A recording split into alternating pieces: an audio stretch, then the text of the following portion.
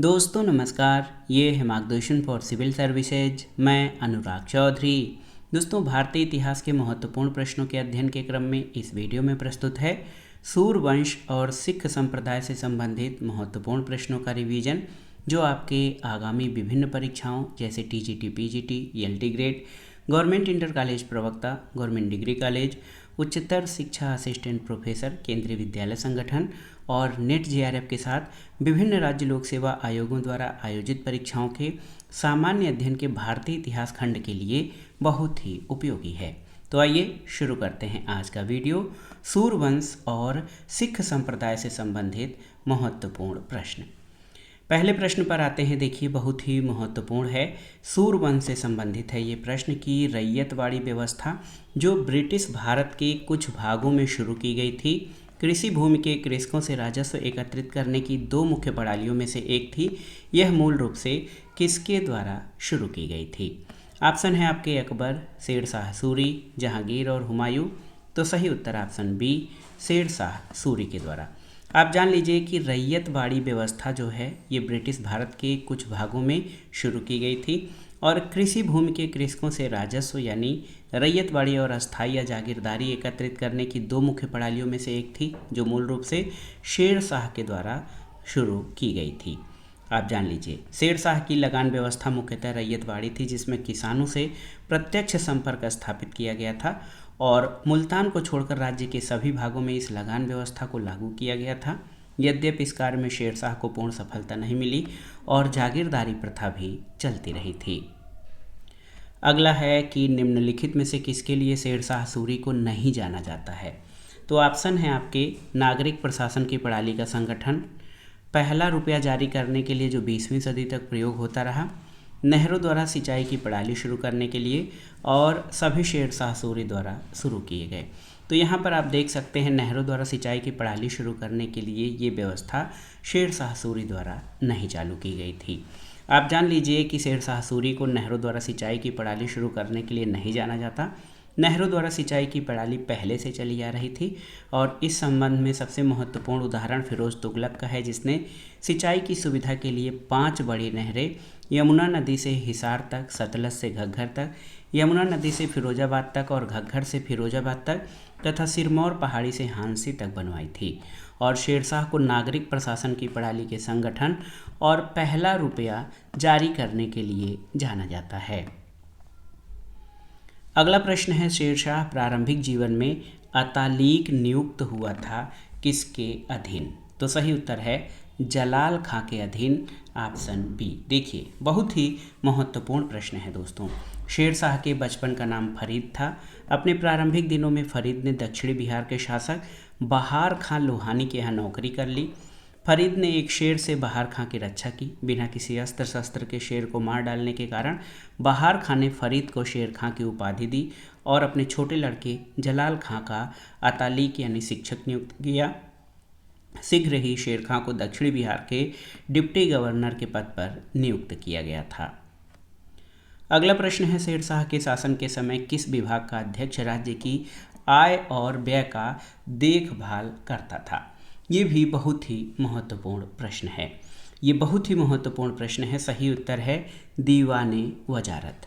सैनिक और असैनिक दोनों ही मामलों में शेर शाह ने संगठनकर्ता की दृष्टि से शानदार योग्यता का परिचय दिया। शासन की सुविधा की दृष्टि से शेर शाह को सल्तनत काल की व्यवस्था के आधार पर 4 मंत्री विभाग बनाने पड़े: दीवाने वजारत, दीवाने आरिज, दीवाने रसालत और दीवाने इंशा। तो स्पष्ट है कि दीवाने वजारत जो है ये लगान और अर्थव्यवस्था का प्रधान था। राज्य की आय और व्यय की देखभाल करना इसका दायित्व था और इसे मंत्रियों के कार्यों की देखभाल का भी अधिकार था। अगला प्रश्न है, किसने सुधरी हुई मुद्रा को स्थापित करने का श्रेय दिया? किसे सुधरी हुई मुद्रा को स्थापित करने का श्रेय दिया जाता है? ऑप्शन है शेर शाह, अकबर, जहांगीर और शाहजहां। तो सही उत्तर शेर शाह हो जाएगा। शेर शाह को ऐसी सुधरी हुई मुद्रा पद्धति को स्थापित करने का सम्मान प्राप्त है जो मुगल काल में चलती रही, जो ब्रिटिश मुद्रा का आधार बनी और उसने अंत में मिश्रित धातु के सिक्के बंद कर शुद्ध सोने, चांदी और तांबे के सिक्कों का प्रचलन किया। उसके चांदी के सिक्के रुपया का तौल 178 ग्रेन था, जिसमें 173 ग्रेन विशुद्ध चांदी थी। अगले प्रश्न पर आते हैं कि शासक के काल में किला ए कुहना मस्जिद का निर्माण हुआ था, आपको बताना है। तो सही उत्तर शेर शाह सूरी के शासनकाल में शेर शाह सूरी द्वारा किला ए कुहना नामक मस्जिद का निर्माण करवाया गया और शेर शाह सूरी ने हुमायूं के दीन पनाह को तुड़वाकर पुराना किला का निर्माण कराया। इसी के अंदर किला ए कुहना मस्जिद और शेर मंडल नामक पुस्तकालय का निर्माण कराया गया और हिंदू मुस्लिम स्थापत्य कला का संभवतः सबसे सुंदर नमूना शेर शाह का मकबरा स्वयं शेर शाह ने सासाराम बिहार में झील के बीच बनवाया था। अगला प्रश्न है सबसे लंबी ग्रैंड ट्रंक रोड किसके द्वारा बनवाई गई। तो आप सभी जानते हैं कि सबसे लंबी ग्रैंड ट्रंक रोड ये शेर शाह सूरी के द्वारा बनवाई गई थी। शेर शाह के समय सड़के आजम इसका नाम था। प्राचीन काल में इसे उत्तरापथ कहा जाता था। सड़के आजम बंगाल के सोनार गांव से शुरू होकर आगरा, दिल्ली और लाहौर तक जाती थी। शेर शाह सूरी मध्ययुगीन भारत में अपने राजस्व सुधार, प्रशासनिक सुधार, सैनिक सुधार और करेंसी प्रणाली में सुधार के लिए प्रसिद्ध था। ये सुधार आगे चलकर अकबर के प्रशासन के आधार बने थे। अगला प्रश्न है शेर शाह सूरी अपने किस कार्य के लिए सर्वाधिक प्रसिद्ध है, आपको बताना है। ऑप्शन है शैक्षिक सुधार, सामाजिक सुधार, प्रशासनिक या धार्मिक सुधार। तो सही उत्तर प्रशासनिक सुधार। शेर शाह सूरी अपने प्रशासनिक सुधार के लिए सर्वाधिक प्रसिद्ध है। वो एक व्यवस्था सुधारक के रूप में जाना जाता है, व्यवस्था प्रवर्तक के रूप में नहीं। साम्राज्य निर्माता और प्रशासक के रूप में उसे अकबर का पूर्वगामी माना जाता है। कालिंजर अभियान 1545 जो है ये शेर शाह का अंतिम अभियान था और मारवाड़ के युद्ध के समय राजपूतों की वीरता से प्रभावित होकर शेर शाह ने कहा था, मैंने मुट्ठी भर बाजरे के लिए दिल्ली का साम्राज्य अपने हाथों से खो दिया। अब्बास खां शेरवानी ने शेर शाह के विषय में लिखा है कि बुद्धिमत्ता और अनुभव में वह दूसरा हैदर था। अगला प्रश्न है शेर शाह की धार्मिक नीति के विषय में कौन सा विचार सर्वाधिक उपयुक्त है, आपको बताना है। धार्मिक सहिष्णुता, धार्मिक असहिष्णुता, जजिया कर को पुनः शुरू करना या अफगानों के छोड़कर सभी के प्रति असहिष्णुता। तो यहाँ पर ऑप्शन ए आपका सही उत्तर है। शेर शाह एक धर्मनिष्ठ सुन्नी मुसलमान होते हुए भी सभी धर्मों के प्रति सहिष्णुता का भाव रखता था। उसने अपनी सारी योजनाओं का क्रियान्वयन अपनी प्रजा को ध्यान में रखकर किया। उसने हिंदू और मुसलमान का भेद नहीं किया था।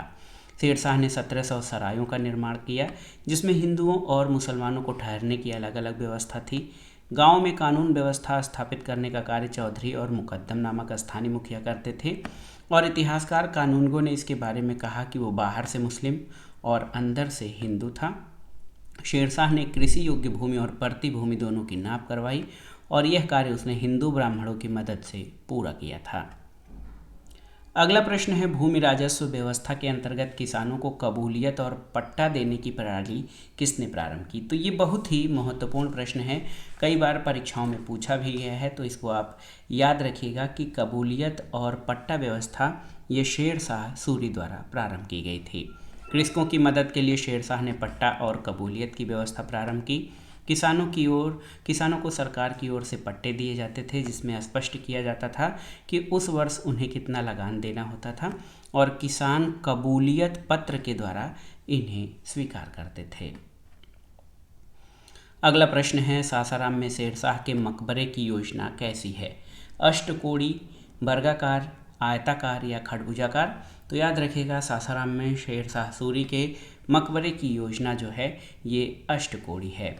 इस मकबरे की योजना अष्टकोणी है। ये मकबरा बाहर से मुस्लिम और अंदर से हिंदू प्रतीत होता है। कनिंघम ने इस मकबरे को ताजमहल से भी सुंदर बताया है और ये मकबरा झील के बीच में एक चबूतरे पर बना है। अगला प्रश्न है किसने पटना नगर की स्थापना की थी, आपको बताना है। तो सही उत्तर शेर शाह ने। शेर शाह ने पाटलिपुत्र को आधुनिक रूप प्रदान करने के लिए इसे पटना नाम दिया था। शेर शाह ने कन्नौज नगर को बर्बाद करके शेर सूर नामक नगर बसाया। कानूनगो के अनुसार शेर शाह की प्रांतीय व्यवस्था का आदर्श बंगाल था और डॉक्टर कानूनगो ने सरायों को साम्राज्य रूपी शरीर की धमनियाँ कहा है। अगला प्रश्न है कि किन दो मुगल शासकों के मध्यवर्ती काल में शेर शाह का शासन था। तो जब हम इतिहास पढ़ते हैं तो आप जान लीजिए हुमायूं और अकबर के बीच में शेर शाह का शासन था। हुमायूं का कार्यकाल 1530 से 40, फिर 1555-56 था और अकबर 1556 से 1605 ईस्वी है। शेर शाह का शासनकाल 1540 से 1545 था। 1534 में बंगाल के शासक नुसरत शाह को पराजित करने के उपरांत शेर खां ने हजरत ए आला की उपाधि धारण की। शेर शाह ने 1540 में हुमायूं को कन्नौज यानी बिलग्राम के युद्ध में परास्त कर दिल्ली का सिंहासन प्राप्त किया और चौसा के युद्ध 1539 में हुमायूं को पराजित करने के बाद शेर खान ने शेर शाह की उपाधि धारण की और अपने नाम का खुतबा पढ़वाया और सिक्का चलाया था। अगला प्रश्न है, शेर शाह के विषय में क्या असत्य है, आपको बताना है। पहला है कि उसने भू राजस्व दर 1/3 निर्धारित किया, ये सही है। उसने भूमि की पैमाइश कराई, सही है। दिल्ली के पुराने किले में किला ए कोहना मस्जिद का निर्माण कराया, सही है। सासाराम में एक किले का निर्माण, तो ये सही नहीं है। दोस्तों, शेर शाह ने भू राजस्व दर 1/3 निर्धारित किया था, यानी 1/3, किंतु मुल्तान से उपज का 1/4 भाग लगान के रूप में लिया जाता था। उसने भूमि की पैमाइश कराई, लेकिन मुल्तान, मालवा, राजस्थान और पश्चिमी पंजाब के क्षेत्र भूमि मापन की परिधि से बाहर थे। दिल्ली के पुराने किले में किला ए कोहना मस्जिद का निर्माण कराया और सासाराम रोहतास में किले का निर्माण शेर शाह के पूर्व हो चुका था, तो विकल्प डी आपका गलत है। भू राजस्व नकद अथवा अनाज दोनों के रूप में चुकाया जा सकता था। भूमि मापन के कार्यों की देखभाल के लिए शेर शाह ने अहमद खां को नियुक्त किया था और शेर शाह के शासनकाल में चांदी के रुपया और तांबे के धाम का विनिमय अनुपात 1:64 का था। अगला प्रश्न है, रुपया रूप प्रकार के सिक्कों का निर्माण, इसमें किस धातु की अधिकता होती थी, आपको बताना है। ये बहुत ही महत्वपूर्ण प्रश्न है, तो सही उत्तर रजत या चांदी, ऑप्शन डी। अभिलेखीय और साहित्यिक स्रोतों से विभिन्न प्रकार के सिक्कों जैसे भागक, रूपक, कारशार्पण, दीनार, टंका, जीतल, काकनी इत्यादि का उल्लेख मिलता है। रूपक प्रकार के सिक्कों को शेर शाह ने इसके लिए 178 ग्रेन निर्धारित किए, इसलिए ये सामान्यतः रजत या चांदी की धातु द्वारा निर्मित सिक्का है, यानी रुपया रूप प्रकार के सिक्कों के निर्माण में रजत धातु की अधिकता होती थी। अगला प्रश्न है, रोहतासगढ़ दुर्ग का निर्माण हुआ था किसके शासनकाल में, आपको बताना है। तो सही उत्तर शेर शाह के शासनकाल में। रोहतासगढ़ किले का निर्माण शेर शाह के शासनकाल में हुआ था। अगला प्रश्न है, ब्रह्मजीत गौड़ किस भारतीय शासक का सेनापति था, आपको बताना है। बाबर, हुमायूं, शेर शाह या अकबर, तो सही उत्तर शेर शाह। ब्रह्मजीत गौड़ शेर शाह की सेवा में हिंदू सेनापति था, आप याद रखिएगा। शेर शाह ने सिखदारों की देखभाल के लिए असैनिक अधिकारी आमीन ए बंगला अथवा अमीर ए बंगाल को नियुक्त किया। सबसे पहले अमीर ए बंगला का पद काजी फजीलत नामक व्यक्ति को दिया गया था। अगला प्रश्न है, शेर शाह सूरी कहाँ से उपज का केवल चतुर्थांश यानी 1/4 भूमि कर के रूप में लेता था, ये आपको बताना है। ऑप्शन है आपके, देखिए, लाहौर, मुल्तान, आगरा या सासाराम, तो सही उत्तर मुल्तान। भूमि की 3 श्रेणियां उत्तम, मध्यम और निम्न की औसत उपज का 1/3 भाग लगान के रूप में निश्चित किया गया, किंतु मुल्तान से उपज का 1/4 भाग लगान के रूप में लिया जाता था। भूमि मापन के लिए गजे सिकंदरी का प्रयोग किया गया। मुल्तान, मालवा, राजस्थान और पश्चिमी पंजाब के क्षेत्र भूमि मापन की परिधि से बाहर थे। भू राजस्व निर्धारण के लिए रई अथवा फसल दरों की सूची तैयार की गई थी।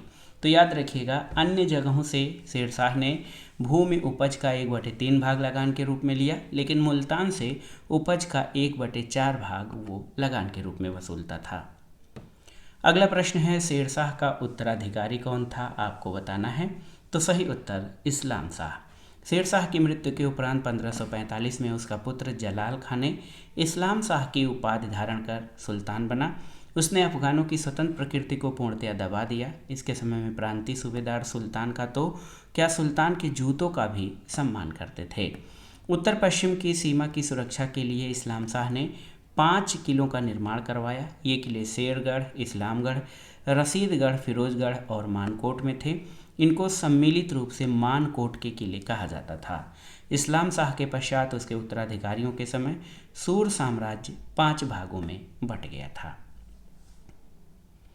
अगला प्रश्न है, किस इमारत को राजा मान सिंह ने नहीं बनवाया था?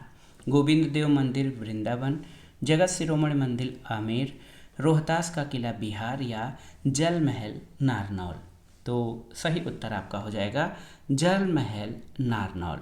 जल महल नारनौल हरियाणा के महेंद्रगढ़ में स्थित है। इसका निर्माण नवाब शाह कुली खान ने करवाया था और शेष इमारतों का निर्माण मान सिंह ने कराया था। अगला प्रश्न है, शेरशाह के शासनकाल में काश्तकारों के अधिकार और दायित्व विधिवत मंजूर किए गए थे और उन्हें स्पष्ट रूप से परिभाषित किया गया था। ये शामिल था किसमें? कबूलियत में, पट्टा में, सरदिस में या उपर्युक्त सभी में? तो सही उत्तर उपर्युक्त सभी में। याद रखिएगा, शेरशाह के शासनकाल में काश्तकारों के अधिकार और दायित्व विधिवत मंजूर किए गए थे, उन्हें स्पष्ट रूप से परिभाषित किया गया था और ये कबूलियत, पट्टा और सरदिस में शामिल था। और कबूलियत से तात्पर्य राजस्व अदा करने के लिए दिया गया लिखित वचन पट्टे की प्रतिलिपि होती थी। पट्टा का तात्पर्य था राजस्व इकट्ठा करने वाले अधिकारी द्वारा राजस्व देने वाले को दिया गया दस्तावेज। सूर साम्राज्य के बाद आइए सिख संप्रदाय से संबंधित महत्वपूर्ण तथ्यों को देखते हैं जो परीक्षाओं की दृष्टि से अति महत्वपूर्ण हैं। प्रश्न है कि किस सिख गुरु ने दक्षिण और कश्मीर की यात्रा की थी, आपको बताना है। गुरु नानक, गुरु अंगद, गुरु अर्जुन या फिर गुरु गोविंद सिंह? तो सही उत्तर गुरु गोविंद सिंह, ऑप्शन डी। सिखों के 10वें गुरु गुरु गोविंद सिंह ने दक्षिण और कश्मीर की यात्रा की। इनका जन्म पटना में हुआ था। इन्होंने मखोवाल के पास आनंदपुर नगर की स्थापना की। गोविंद सिंह सिरमौर के शासक मेदिनी प्रकाश के आमंत्रण पर सिरमौर पहुंचे। उन्होंने पाउंटा हिमाचल नामक स्थल की स्थापना की। गोविंद सिंह ने नांदेड़ महाराष्ट्र का युद्ध भी लड़ा। यहीं पठान अजीम खां द्वारा उनकी हत्या कर दी गई। अगला प्रश्न है, सिख आंदोलन के अगुआ कौन कहे जाते हैं, आपको बताना है। दादू दयाल, गुरु नानक, दयाल दास या राम सिंह? तो सही उत्तर गुरु नानक। सिख धर्म की नींव गुरु नानक ने पंजाब में डाली। इन्होंने नानक पंथ चलाया। इन्हीं के शिष्य सिख कहलाए। इन्होंने अपने एक शिष्य लहना को अपना उत्तराधिकारी बनाया जो अंगद नाम से दूसरे गुरु बने थे। गुरु अंगद खत्री जाति के थे। गुरु नानक द्वारा प्रारंभ किया गया लंगर व्यवस्था को अंगद ने नियमित किया और अंगद को गुरुमुखी लिपि का आविष्कारक माना जाता है। अगला प्रश्न है, गुरु नानक का जन्म तलवंडी नामक स्थान पर किस वर्ष में किस नदी के किनारे हुआ था? तो याद रखिएगा 1469 में रावी नदी के किनारे। गुरु नानक का जन्म ये तलवंडी नामक स्थान पर 1469 में रावी नदी के किनारे हुआ था। इनके पिता का नाम कालूजी बेदी और माता का नाम तृप्ता था। इसके अलावा आप जान लीजिए कि गुरु अमरदास ने अपनी गद्दी गोइंदवाल में स्थापित की थी। गुरु अमरदास ने अपने उपदेशों का प्रचार प्रसार करने के लिए 22 गद्दियों की स्थापना की। प्रत्येक गद्दी में एक एक महंत की नियुक्ति की और मुगल सम्राट अकबर गुरु अमरदास से मिलने गोइंदवाल गए थे। अगला प्रश्न है, गुरु गोविंद सिंह ने अपना नाम बदलकर गुरु गोविंद सिंह किस घटना के बाद किया था? याद रखिएगा। तो सही उत्तर है पंच प्यारों के हाथों खांडे का पहुल ग्रहण करने के बाद। 1699 में गुरु गोविंद सिंह ने खालसा पंथ की स्थापना की। बैसाखी के अवसर पर उन्होंने अपने अनुयायियों को केशगढ़ बुलाया और नाटकीय रूप से आत्म बलिदान की परीक्षा ली। परीक्षा में 5 लोग दयाराम खत्री, धर्मदास, साहब चंद्र, मोहकम चंद्र छीबा, हिम्मत भीवर सफल हुए। गुरु ने इन्हें पंच प्यारे कहा और उनके हाथ से खांडे का पाहुल ग्रहण किया। यहीं से सिख पुरुषों के नाम के साथ सिंह और महिलाओं को कौर लगाने का आदेश दिया। इस प्रकार गुरु गोविंद सिंह ने अपना नाम गुरु गोविंद सिंह कर लिया था। अगला प्रश्न है, अमृतसर सरोवर के बीच हरमिंदर साहिब जिसे गोल्डन टेम्पल के नाम से जाना जाता है, इसका निर्माण किसने करवाया था? आपको बताना है। तो सही उत्तर गुरु अर्जुन देव ने। अमृतसर या अमृत सरोवर के बीच में हरमिंदर साहिब जिसे गोल्डन टेम्पल के नाम से जाना जाता है, इसका निर्माण गुरु अर्जुन देव ने कराया था। इन्होंने रामदासपुर में अमृतसर और संतोषसर नामक तालाब निर्मित कराए थे। अर्जुन देव ने तरनतारन तथा करतारपुर नामक नगर का निर्माण किया और गुरु अर्जुन देव ने नगर निर्माण के लिए अपने अनुयायियों को पैसा वसूलने के लिए भेजा जो मनसद और मेउरा कहे जाते हैं। 1604 में अर्जुन देव ने आदि ग्रंथ की रचना की। खुसरो को समर्थन करने के कारण जहांगीर ने 1606 में इन्हें मृत्युदंड दे दिया था। अगला प्रश्न है, अकबर ने किस सिख गुरु को 500 बीघा जमीन दान के रूप में दिया था? आपको बताना है। तो सही उत्तर गुरु रामदास को। सिख धर्म के चौथे गुरु रामदास के समय मुगल बादशाह अकबर ने 500 बीघा भूमि दान में दी थी। उनकी और उनकी पत्नी बीबी भानी को अकबर द्वारा प्रदान की गई भूमि पर अमृतसर का शहर बना। पहले उस शहर का नाम रामदासपुर रखा गया, परंतु बाद में वहाँ खोदे हुए तालाब के नाम पर उसका नाम अमृतसर पड़ गया। अगला प्रश्न है, निम्नलिखित सिख गुरुओं के कार्यकाल पर विचार कीजिए और उन्हें कालक्रम के अनुसार व्यवस्थित कीजिए। तो सही उत्तर हो जाएगा यहाँ पर, आप देखिए, गुरु अंगद, अमरदास, रामदास और अर्जुन देव। तो यहाँ पर ऑप्शन बी आपका सही उत्तर हो जाएगा। आप देख सकते हैं कि गुरु नानक ने अपने शिष्य लहना को अपना उत्तराधिकारी बनाया, जो गुरु अंगद 1539 से 1552 के नाम से दूसरे गुरु बने। गुरु अंगद ने गुरुमुखी लिपि का आविष्कार किया। अंगद के बाद अमरदास 1552 से 1574 गुरु बने। इनकी गद्दी गोविंदवाल में थी। इन्होंने अपने शिष्य रामदास 1574 से 1581 को उत्तराधिकारी बनाया। रामदास गुरु अमरदास के दामाद थे। इन्होंने अमृत शहर नामक नगर बसाया। रामदास ने अपने तीसरे पुत्र अर्जुन को उत्तराधिकारी नियुक्त कर गुरु का पद पैतृक कर दिया। सच्चा बादशाह के नाम से प्रसिद्ध गुरु अर्जुन देव 1581 से 1606 में 1589 में हरमिंदर साहब का निर्माण कराया। इन्होंने तरन तारण और करतारपुर नामक नगरों का निर्माण कराया। अर्जुन ने अनिवार्य आध्यात्मिक कर लेना शुरू किया और 1604 में आदि ग्रंथ की रचना की। 1606 में जहांगीर ने इन्हें मृत्युदंड दे दिया था। अगला प्रश्न है, 1699 में खालसा की स्थापना किसने की थी, आपको बताना है। तो सही उत्तर गुरु गोविंद सिंह ने। गुरु गोविंद सिंह ने 1699 में खालसा पंथ की स्थापना की।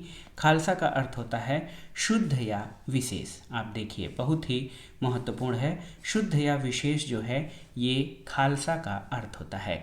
गुरु गोविंद सिंह ने पाहुल प्रणाली का आरंभ किया। गुरु गोविंद सिंह ने सिख अनुयायियों से 5 वस्तुएं धारण करने को कहा: केस, कड़ा, कृपाण, कच्छा और कंघा, जिन्हें 5 ककार कहा गया। गुरु गोविंद सिंह की आत्मकथा का नाम विचित्र नाटक है। कृष्ण अवतार और चंडी दीवर की रचना भी गोविंद सिंह ने किया था। अगला प्रश्न है कि सिखों के गुरुओं को कालक्रम की दृष्टि से सजाइए, आपको बताना है। तेग बहादुर, गोविंद सिंह, बंदा बहादुर और हरकिशन। तो यहाँ पर सही क्रम हो जाएगा हरकिशन, तेग बहादुर, गोविंद सिंह और बंदा बहादुर। तो यहाँ पर ऑप्शन डी आपका सही उत्तर हो जाएगा। गुरु हरकिशन जो हैं वो इनका समय 1661 से 1664 तक है और इनकी मृत्यु चेचक से हुई थी। गुरु तेग बहादुर 1664 से 1675 सिखों के 9वें गुरु थे। सिखों के 10वें और अंतिम गुरु गोविंद सिंह बने थे 1675 से 1708। बंदा बहादुर 1708 से 1716 सिखों के पहले राजनीतिक नेता बने और इन्होंने प्रथम सिख राज्य की स्थापना की थी। बंदा बहादुर के बचपन का नाम लक्ष्मण देव था। गुरु गोविंद सिंह ने इनका नाम गुरु बखत सिंह रखा। तेग बहादुर ने अपना स्थान अमृतसर की जगह मखवाली को बनाया।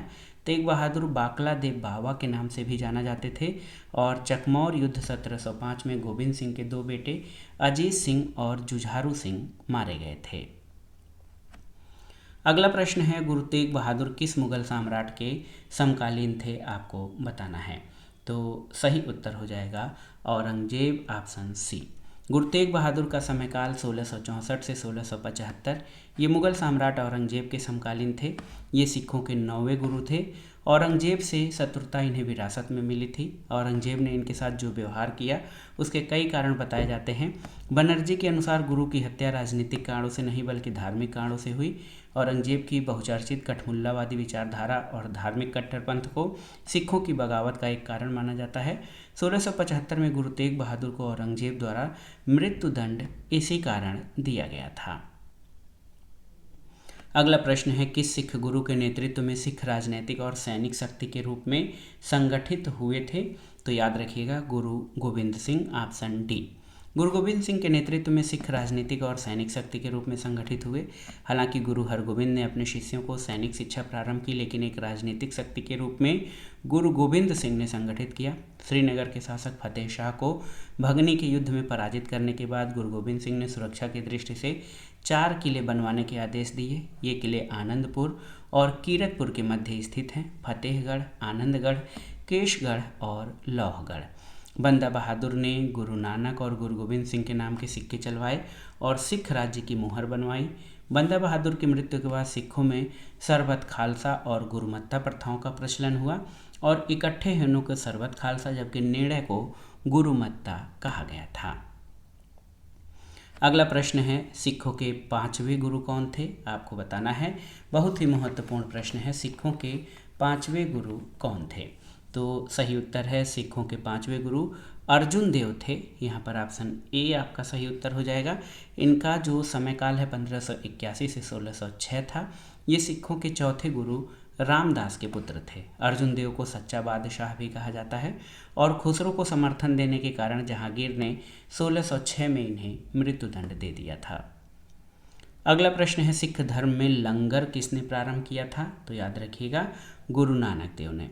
सिख धर्म के संस्थापक गुरु नानक थे। नानक ने सिख धर्म में लंगर व्यवस्था को प्रारंभ किया था। सिख धर्म के दूसरे गुरु गुरु अंगद ने गुरु नानक द्वारा आरंभ की गई लंगर व्यवस्था को अस्थायी बना दिया था। अगला प्रश्न और इस वीडियो का आखिरी प्रश्न आप देखिए, महत्वपूर्ण है। अकाली आंदोलन से संबंधित विभिन्न घटनाओं को कालक्रम में रखिए। ननकाना गुरुद्वारा कांड, तोशाखाना गुरुद्वारा कांड, गुरु का बाग संघर्ष। तो सही उत्तर है, ये तीनों घटनाएं 1, 2, 3 के क्रम में हैं। ऑप्शन ए आपका सही उत्तर है। फरवरी 1921 में गुरु नानक के जन्म स्थान ननकाना के गुरुद्वारे में पहली बार अकाली आंदोलन को रक्तपात से गुजरना पड़ा। इसके बाद तोशाखाना गुरुद्वारा कांड 1921 हुआ, जिसमें तोशाखाना की चाबी को लेकर छिड़े विवाद में अकालियों की शानदार जीत हुई। गुरु का बाग संघर्ष अगस्त 1922 में हुआ। ननकाना गुरुद्वारे को मुक्त कराने वाले करतार सिंह झब्बर के शब्दों में ननकाना कांड ने सिखों को जगा दिया और स्वराज के लिए मार्च और तेज हो गया। तोशाखाना की चाबी को लेकर छिड़े विवाद के समय शिरोमणि गुरुद्वारा प्रबंधक समिति के अध्यक्ष खड़ग सिंह थे। तो दोस्तों, ये था आज का वीडियो। इसमें हमने सूर वंश यानी सूर साम्राज्य और सिख संप्रदाय से संबंधित महत्वपूर्ण प्रश्नों को कवर किया। ये प्रश्न आपके आगामी परीक्षाओं के लिए बहुत ही उपयोगी और महत्वपूर्ण है। आप इनको अच्छे से तैयार कर लीजिएगा। वीडियो आपको कैसा लगा हमें कमेंट बॉक्स में ज़रूर बताइएगा। वीडियो को लाइक करें, शेयर करें और इस चैनल मार्गदर्शन फॉर सिविल सर्विसेज को सब्सक्राइब करें। वीडियो देखने के लिए धन्यवाद। नमस्कार।